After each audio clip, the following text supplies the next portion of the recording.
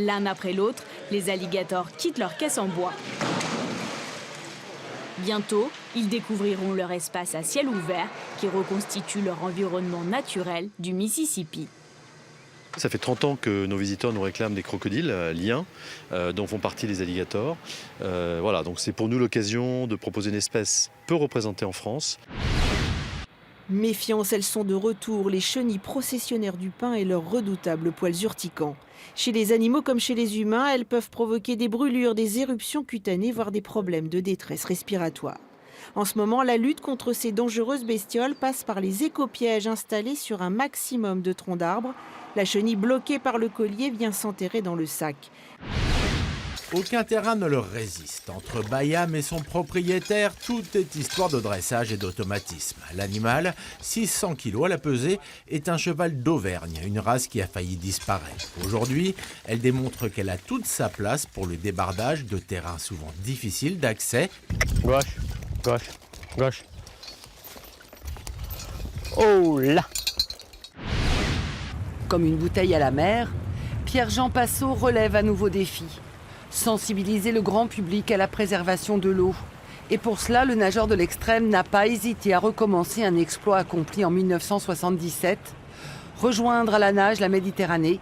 Parti il y a 5 jours du lac Léman, le militant écologiste dresse malheureusement le même constat qu'il y a 40 ans. Tout ce qu'on voit ici, malheureusement, finit à la mer et passe dans la chaîne alimentaire de demain.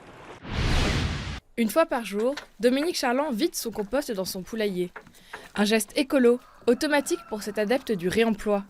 Sa maison d'hôte est comme lui, éco-responsable. Énergie solaire, sanitaire à l'eau de pluie et toilettes sèches dans le jardin, ici, les visiteurs découvrent son mode de vie qui respecte la planète. Personne n'est obligé de vivre à la dure. Le but est avant tout de découvrir. Cette image à elle seule affiche la couleur, le printemps. Des fleurs, du soleil et la douceur des beaux jours qui s'annoncent. Ici, le label Villes et Villages Fleuris s'affiche fièrement. 3 fleurs sur une échelle de 4, c'est déjà du haut niveau. En ce moment, on est plus vous voyez, sur des espaces un petit peu plantés en aléatoire, sans ordre, sans régularité. On essaye que ça soit encore un peu champêtre. Le magnolia de Soulanges, planté en 1909, après l'exposition internationale, est plus que remarquable. Alors un arbre remarquable, c'est un arbre qui a des dimensions particulières. Il est très grand ou il est très vieux, voilà, il est un peu hors norme. Et c'est souvent un arbre aussi qui a une histoire particulière, un attachement qui rend cet arbre hors du commun.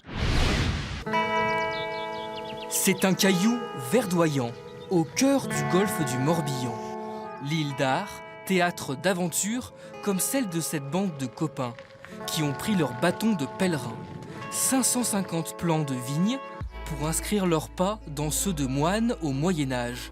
L'idée, c'était parce qu'il y a déjà eu de la vigne sur l'île, il y a très longtemps, et c'était de renouveler un petit peu les choses, de refaire ce qui a déjà été fait.